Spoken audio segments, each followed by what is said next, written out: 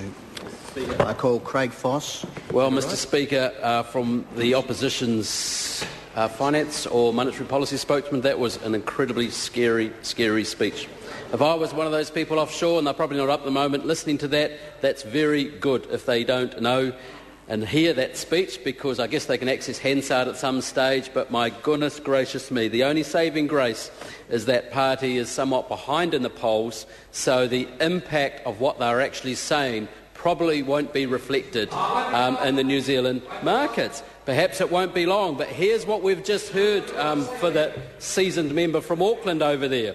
Essentially, the party that would like to be government, the second largest party in New Zealand, is essentially saying, get rid of the inflation target.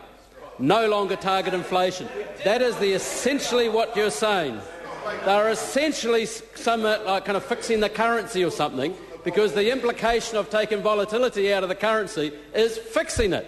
Because tell me this, because if members opposite talk about volatility in the currency and then they talk about exporters, here's a question. Would you like the currency to be volatile around 40 cents to the US dollar, or would you like it to be stable at 80 cents to the US dollar? Which one?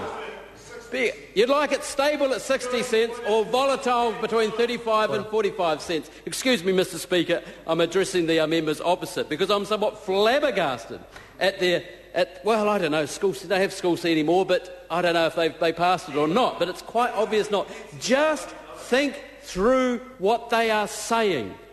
Here's the point.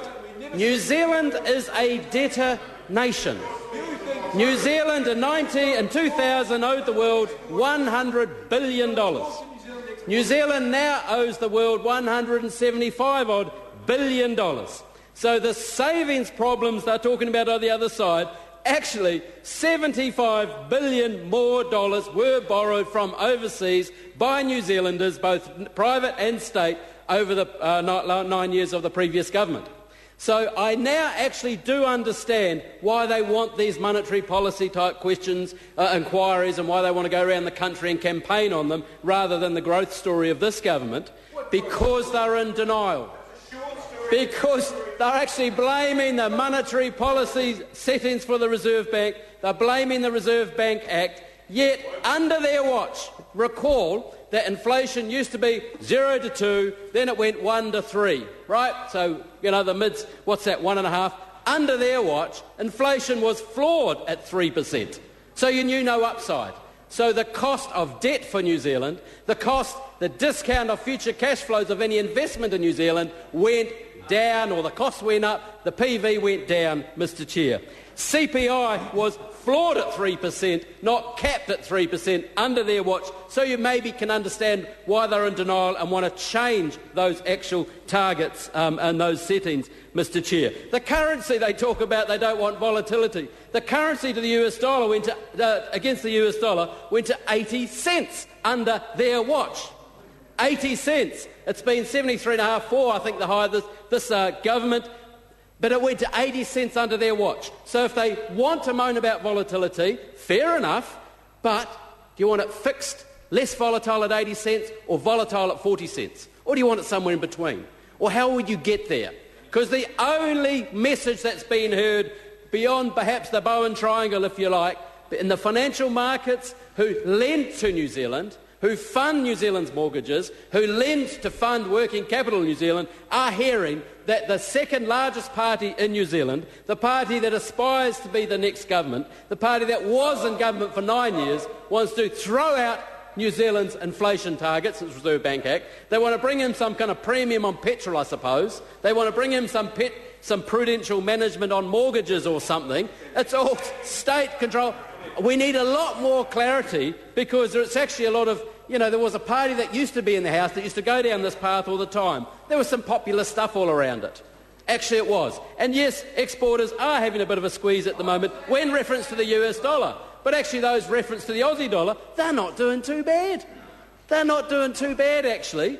And actually, at 40 cents, if the Kiwi was the US dollar, which customers would be coming to their door? Perhaps you'd have some importers coming in, and exporters would start to be a bit more comfortable trying to manage their way through. So just think through the other side, exactly what they're trying to say.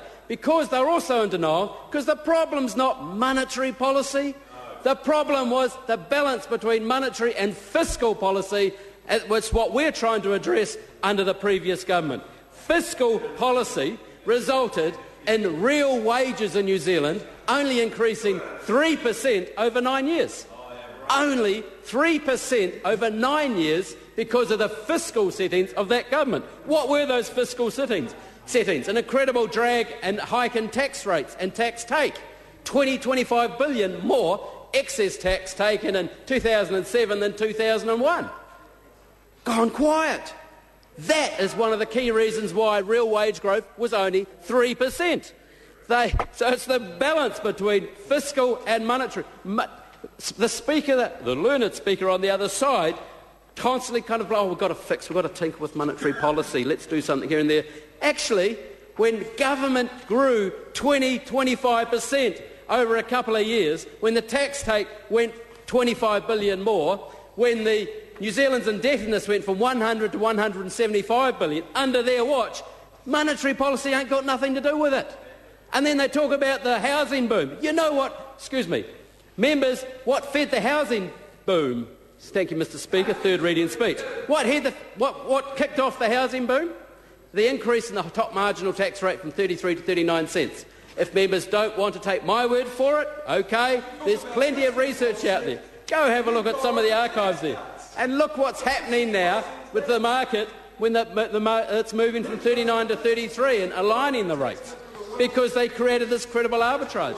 If members want further evidence, look at the briefings to the incoming minister, be it tax or fiscal. Look at those taxpayers who, interestingly enough, their tax rate sits around $59,000, $1,000 under the top marginal tax rate, Mr. Chair. Anyway, Mr. Chair, this is a good bill, and I do feel the need to reply to some of the somewhat confused speeches on the other side, and no doubt we've got a couple more coming.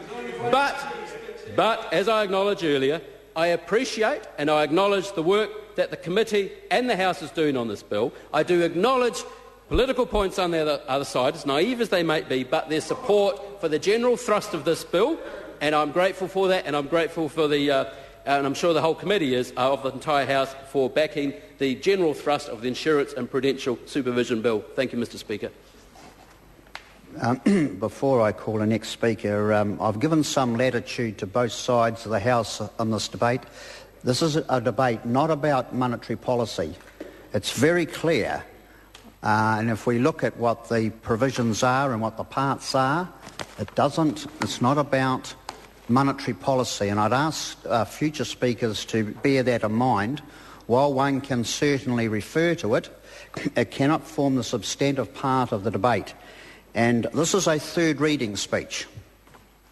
So it's not an open-ended speech like a first reading, and I'll also draw colleagues' attention, members' attention to Speaker's Rulings 117.4 in particular, which says that a third reading of a bill, members cannot discuss any matter not included in the clauses of the bill, and that's very important as we proceed. So I trust that members, future speakers, will bear that in mind. The Honourable Mary